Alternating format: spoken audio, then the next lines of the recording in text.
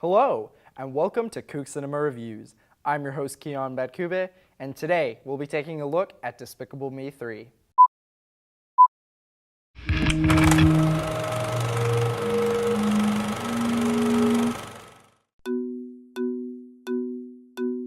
After a crushing defeat in a battle with the child star turned evil Balthazar Bratt, Gru and Lucy get fired from the anti-villain league and are left jobless. Gru continues to insist that he wants to leave his life of crime behind, which upsets the minions. Soon, he learns of a long-lost twin brother that he has, and so he travels to Freedonia to meet him. The reunited siblings soon find themselves in a host of predicaments as they struggle to accommodate for each other's different upbringings. This movie was disappointing. In words to describe it would be, the beginning was bad. The middle was alright, the ending was disappointing, and thus we get a disappointing movie. The plot was all over the place, it was really inconsistent, and it tried to be too many things all wrapped in one.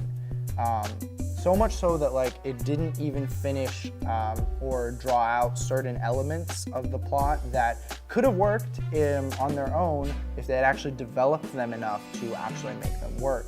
For the most part, it felt like I was watching a really lazy repeat of the first and second Despicable Me. They reused almost all the songs except for Happy off of the first two soundtracks, and didn't place them throughout the movie in a way that worked.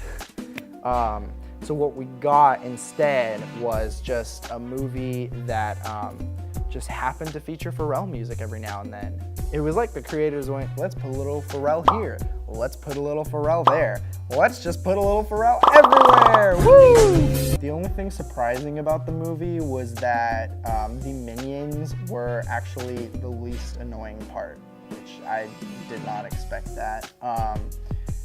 And the thing about them though is that they really did not interact with Gru or any of the other characters for the majority of the movie.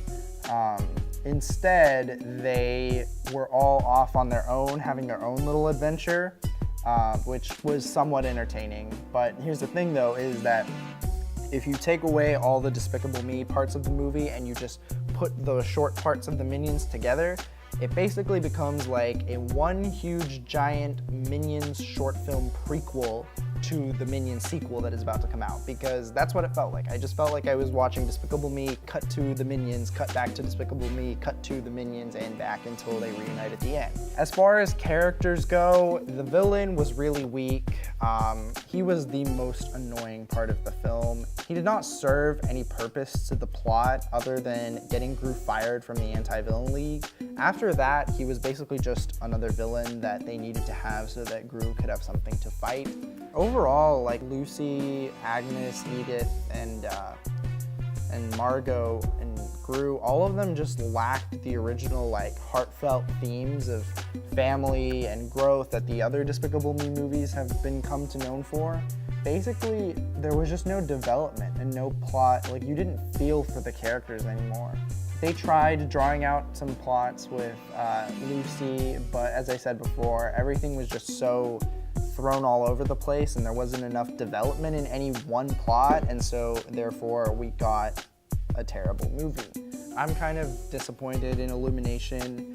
I was really looking forward to this movie as much as I could be, but it's kind of sad to see them go from Sing to this. If you're a fan of the first two movies like I was, then I mean you should just still go check it out.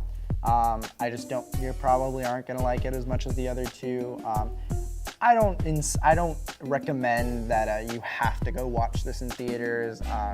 If you want to watch it, definitely just wait until it comes out on DVD and then give it a shout out, because I don't think it's worth going to the theater. So that covers everything that I have to talk about without spoilers. I have a couple more thoughts and things that I wanted to bring up that have spoilers, and they're part of a more in-depth discussion. So if you want to check that out, there will be a link in the description, and you can check that up on YouTube for the full version of this video. If not, then thank you for watching. This has been Coog Cinema Reviews. Be sure to like us on Facebook and YouTube at Coog TV. I'm your host, Kiyan Badkoubeh, and I'll see you next time.